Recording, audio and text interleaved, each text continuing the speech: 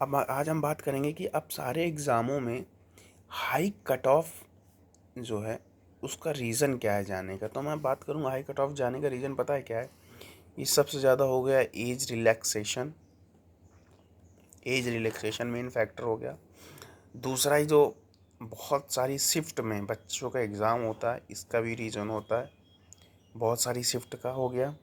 और तीसरा सबसे मेन जो फैक्टर है, एज रिलैक्सेशन हो गया, शिफ्ट हो गया और इसी से क्या होता है ना, और आजकल एज रिलैक्सेशन और तीसरा ही जो पहले क्या होता था कि बच्चा अगर यूपी टेट या टीचिंग की तैयारी कर रहा है तो वो टीचिंग का पेपर देता था, वो पुलिस की तैयारी कर रहा है तो पुलिस का पेपर देता था, एसएससी की तैयारी कर रहा है तो एसएससी का पेपर देता था, या लेखपाल वगैरह की तैयारी कर रहा है, वो लेखपाल पीसीएस की तैयारी कर रहा है तो पीसीएस का पेपर देता था, बैंक की तैयारी कर रहा है तो बैंक का पेपर देता था, रेलवे की तैयारी कर रहा है तो रेलवे का पेपर देता। अब क्या है कि एक बच्चा ही ये सारे एग्ज़ाम देने लग गया, चाहे यूपी पुलिस हो या यूपीएसआई हो। तो यही रीज़न यही है ना कि एक बच्चा अब सारे एग्ज़ाम देख रहा है, कि टीचरों यूट्यूब टीचरों ने इतना वो कर दिया है, कोई एक छोटी सी वैकेंसी को भी इतना ही हाईलाइट कर देंगे कि लगेगा अरे इससे अच्छा ही राजा की जैसी नौकरी नहीं है। अरे भाई जब करने बैठो तब पता चलेगा। ये जैसे आप यूपी पुलिस होमगार्ड ये सब करने बताते हैं ना कि अरे राजा जैसी सरकारी नौकरी मिल जाएगा। अरे भाई जब करने बैठोगे तब देखना क्या हालत लगेगा, तब आपको लगेगा हम इससे अच्छा कर सकते थे लेकिन हम इतने में आगे सीमित हो गए। सीरियस बात बता रहा हूँ कि आपको ये फील होगा कि हम शायद इससे अच्छा कर सकते थे लेकिन अब हम यहीं आके बंद गए या फंस गए।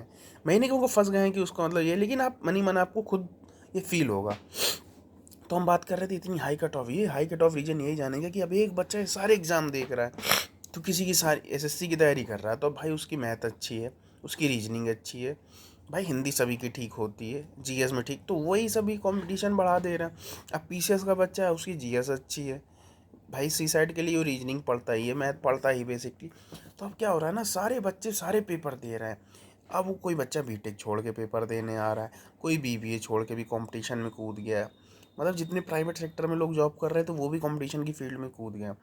ये रीज़न सिर्फ है यूट्यूब में हमारे वीडियो डाल डाल के कि अरे ये वैकेंसी इससे अच्छा मौका नहीं, गवर्नमेंट के एग्ज़ाम से अच्छा मौका नहीं है, ये सिर्फ यूट्यूब टीचरों की वजह। भाई कोई बच्चा प्राइवेट सेक्टर में भी अच्छा बिजनेस करना चाह रहा, काम करना, उसको ना करके ये लोग डिमोटिवेट कर देते हैं गवर्नमेंट फील्ड की तरफ। भाई खुद तो महंगी गाड़ियों से घूमेंगे, यूट्यूब से अच्छी अर्निंग करेंगे और ये सारी चीज़ें, लेकिन दूसरों को आके वो कर देंगे। अरे आप किसी को पुश करिए, इतना इतना भी पुश मत करिए कि एक वैकेंसी को आप इतना हाईलाइट करके सारा इतने फॉर्म भर जाना कंपटीशन की फील्ड में। बेशक आप करिए जिसका मन है भाई उसको पता है, लेकिन आप इतना भी उसको हाईलाइट मत कर दिए कि जितना उसकी वो नहीं है, ठीक है।